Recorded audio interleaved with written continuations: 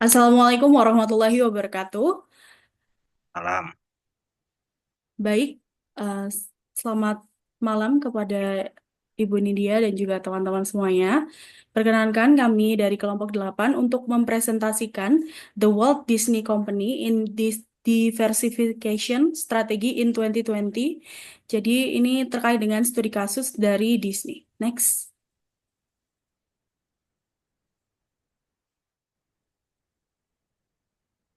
Berikut merupakan tim kami. Yang pertama, saya, Kesi Arumsari, dengan NIM terakhir 035. Saya Nabila Khairunnisa dengan NIM terakhir 030. Saya Ainur Tiara Wulandari dengan NIM 111. Saya Muhammad Dava Fitrawan dengan NIM 139.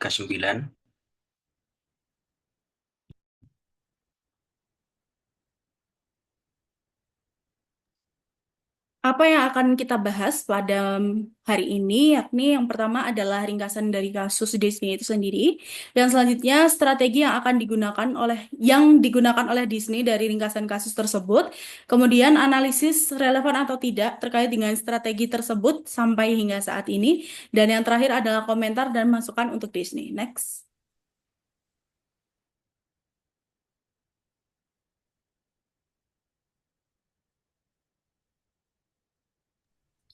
Oke, baik, masuk materi yang pertama, yaitu di sini ada ringkasan kasusnya. The Walt Disney Company merupakan salah satu perusahaan media dan hiburan terbesar di dunia dengan strategi diversifikasi yang luas mencakup taman hiburan, produksi film, jaringan televisi, hingga layanan streaming digital. Sejak tahun 2006 hingga tahun 2019, di bawah kepemimpinan CEO Bob Iger, Disney menjalankan serangkaian akuisisi strategis yang memperkuat portofolio konten dan keunggulan kompetitifnya. Akuisisi besar mencangkup Pixar 2000, pada 2006, kemudian ada Marvel 2009, Lucasfilm 2012, dan Century Box pada tahun 2019. Akuisisi Fox secara signifikan memperluas hak atas franchise media besar dan meningkatkan kepemilikan Disney atas Hulu, mendukung strategi ekspansi digital dan internasional mereka. Next.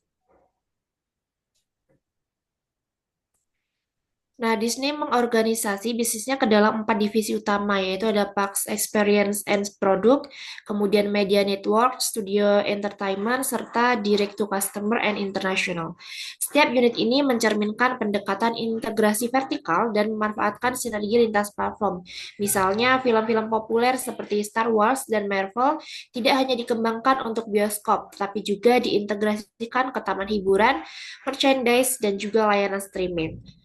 Strategi perusahaan berfokus pada pembuatan konten yang berkualitas tinggi, eksploitasi inovasi teknologi dalam penyampaian pengalaman hiburan dan ekspansi global.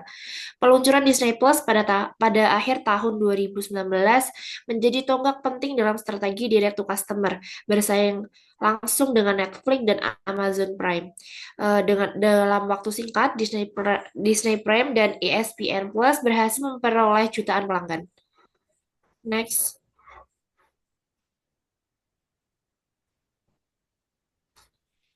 Namun pada awal tahun 2020, Disney mengalami tantangan besar akibat adanya pandemi COVID-19. Unit bisnis taman hiburan dan pelayanan menjadi yang sangat berdampak dan mengalami penurunan pendapatan dan juga laba operasional secara drastis karena penutupan global. Meskipun pendapatan perusahaan meningkat 29% dalam 6 bulan pertama pada tahun 2020 karena kontribusi unit Century Fox, laba per saham atau EPS justru turun menjadi 73%, menandakan kesulitan dalam mengintegrasikan akuisisi besar dan menghadapi krisis global. Pada Februari 2020, Bob Iger mengundurkan diri sebagai CEO dan digantikan oleh Bob Campbell yang sebelumnya memimpin divisi taman hiburan dan produk konsumen. Kemudian Campbell dihadapkan pada tugas besar untuk menyelaraskan seluruh aset Disney yang semakin kompleks sambil menavigasi dampak pandemi global dan perubahan perilaku konsumen hiburan. Next.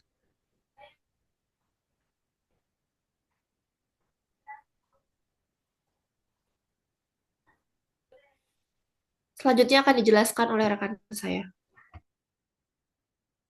Kemudian ada strategi apa yang digunakan Disney. Strategi The Walt Disney Company pada tahun 2020, strategi Disney berfokus pada 3 pilar utama. Yang pertama, menciptakan konten berkualitas tinggi. Disney berkomitmen menghasilkan konten premium melalui studio-studionya seperti Pixar, Marvel, Lucasfilm, eh, 20th Century Fox, dan Walt Disney Picture. Yang kedua, eksploitasi inovasi teknologi. Perusahaan memanfaatkan teknologi baru untuk memperkaya pengalaman hiburan, termasuk peluncuran layanan streaming langsung ke konsumen DTC seperti Disney Plus dan ESPN Plus. Tiga, ekspansi internasional. Disney memperluas jangkauannya secara global, baik melalui saluran TV, laman hiburan, maupun kemitraan strategis dan akuisisi.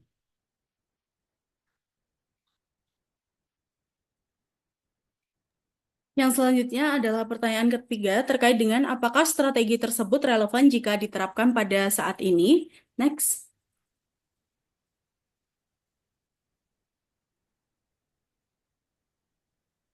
Oke, yang pertama, diversifikasi masih menjadi kekuatan. Jadi, si Disney itu menciptakan konten melalui film dari Pixar, Marvel, Lucasfilm, dan 20th Century Fox, yang mana itu menjadi suatu strategi diversifikasi dari si Disney ini sendiri, di mana mereka membuat si studio entertainment ini sendiri. Tapi di sisi lain, selain si studio entertainment ini, si Disney ini juga membuat direct to consumer seperti Disney Plus, ESPN, dan Hulu. Strategi ini sesuai untuk digunakan karena memiliki keunikan yang berbeda dari kompetitor sejenis. Jadi di sini dia punya lingkup yang sangat besar sehingga memiliki pasar yang juga cukup luas dan berbeda dari kompetitor yang lainnya. Yang selanjutnya adalah direct to consumer atau DTC menjadi kebutuhan pokok yang masih sangat digunakan pada saat ini. Di mana di masa ini akuisisi menjadi cara efektif untuk mengakselerasi pertumbuhan, memperoleh IP baru atau masuk ke pasar baru. Namun karena kondisi ekonomi global yang tidak menentu, Disney atau perusahaan lain perlu lebih selektif dan juga hati-hati. Sehingga perusahaan harus berusaha melakukan strategi yang sesuai untuk meningkatkan pamor dari perusahaan itu sendiri. Next.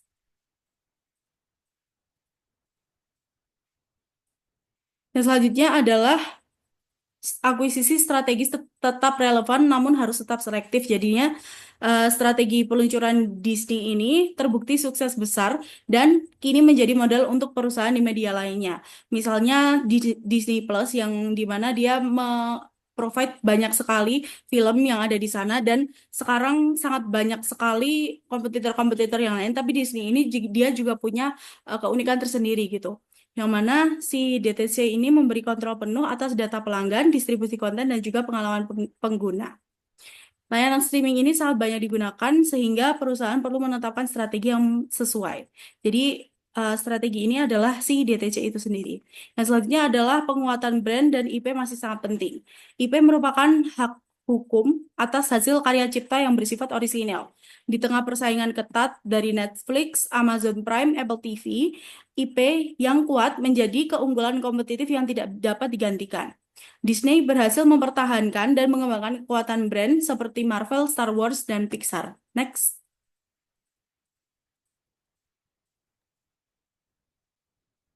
Yang terakhir adalah ekspansi internasional yang masih harus dijalankan karena dia masih menjanjikan.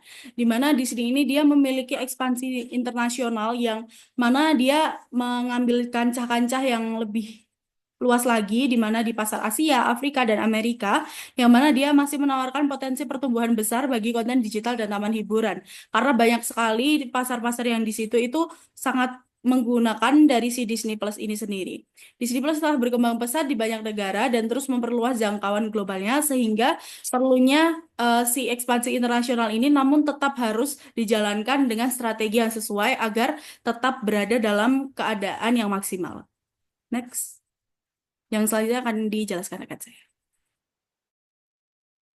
Oke, pertanyaan yang keempat yaitu komentar dan masukan untuk perusahaan ini. Boleh di next?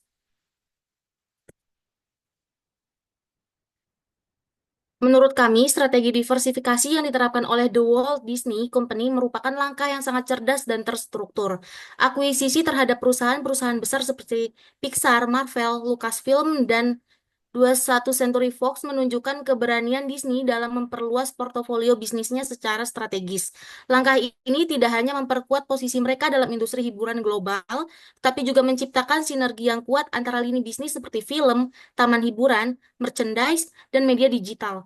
Namun demikian, kami melihat adanya potensi risiko dalam ketergantungan terhadap intellectual property atau IP besar seperti Marvel dan Star Wars. Boleh di next?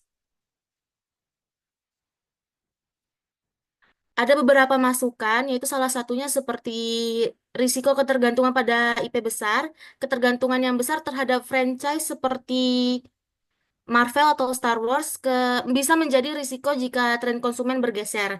Disney perlu terus mengembangkan konten orisinal yang segar. Selanjutnya yang kedua adalah pengelolaan portofolio yang seimbang. Dengan banyaknya unit bisnis, penting bagi Disney untuk tetap fokus pada efisiensi operasional dan tidak terjebak dalam kompleksitas manajerial. Selanjutnya yang terakhir adalah eksplorasi pasar berkembang. Perluasan ke pasar berkembang, yaitu Asia Tenggara dan Afrika, harus lebih agresif, baik melalui konten lokal maupun kerjasama strategis. Saya kembalikan ke moderator.